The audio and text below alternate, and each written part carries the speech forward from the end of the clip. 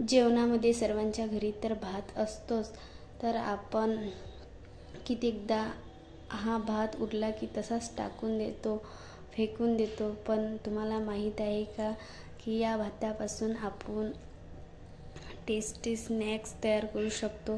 तर उरलेल्या भातापासून आपण एकदम टेस्टी स्नॅक्स तयार करू शकतो. तर बघा, उरलेला भात एका मिक्सरच्या भांड्यात काढून घ्यायचा आणि त्यामध्ये थोडंसं पाणी टाकायचं. थोडंसंच पाणी टाकून ते ग्राइंडर करून घ्यायचं आणि त्याची अशी, हे बघा इथं अशी तुम्हाला दिसत अशी पेस्ट झालेली आहे. तर अशी पेस्ट काढून घ्यायची आहे. तर यामध्ये थोडंसं मीठ पण घालायचं. तर आपण भात शिजताना यामध्ये थोडं मीठ घातलेलंच असते, त्यामुळे कमीच घालायचं थोडंसं. तर यामध्ये थोडं पाणी, अर्धा कप म्हणा की भांड्याच्या हिशोबाने जेवढं आपण मिश्रण घेतलं त्या हिशोबाने थोडंसं पाणी टाकायचं, जास्त पण नाही. तर बघा इथं सर्व अशी पेस्ट काढून घेतलेली आहे.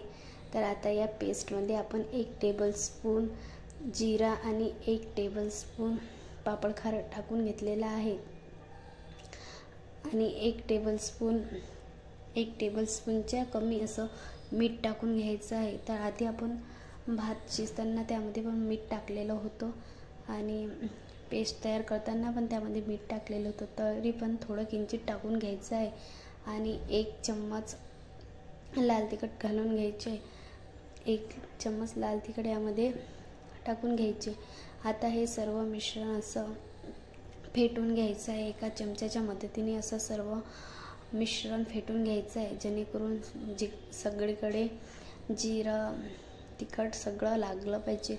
तर हे सर्व असं मिक्स करून घ्यायचं आहे, चांगलं असं फेटून घ्यायचं आहे.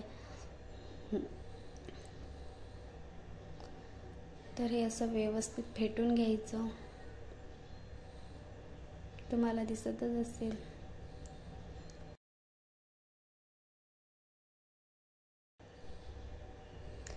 आता हे फेटून झाल्यानंतर आपण, तुम्ही पन्नीच्या मदतीने पण घेऊ शकता. तर मी इथं पन्नी न वापरता एक साचाच वापरत आहे. तर आपण एक साचा घ्यायचा आणि त्यामध्ये हे सर्व मिश्रण टाकून घ्यायचं. तर आधी आपण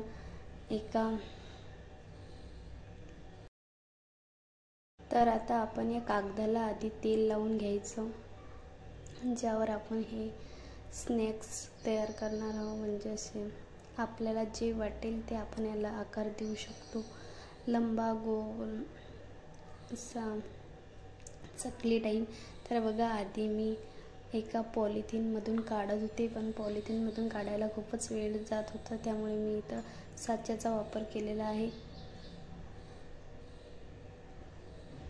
तर बघा, साच्याच्या मदतीने आपल्याला याला जसा पाहिजे तसा आकार द्यायचा.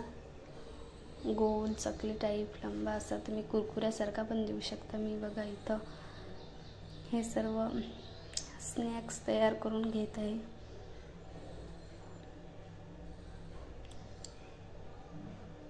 तर आपण असा उरलेला भात वाया न घालता, फेकून न देता, त्यापासून असा वाळवणी पदार्थ खायला पण खूप टेस्टी आणि करायला पण खूप सोपी असा तयार करू शकतो. तुम्ही याला काय नाव देऊन इच्छिता ते तुम्ही कमेंट करून नक्की सांगा. तर मी याला स्नॅक्स म्हणून दिलेले आहे. तर बघा, इथे आपले सर्व स्नॅक्स तयार झालेले आहेत. बघा, मी इथे सर्व स्नॅक्स तयार करून घेतलेले आहे.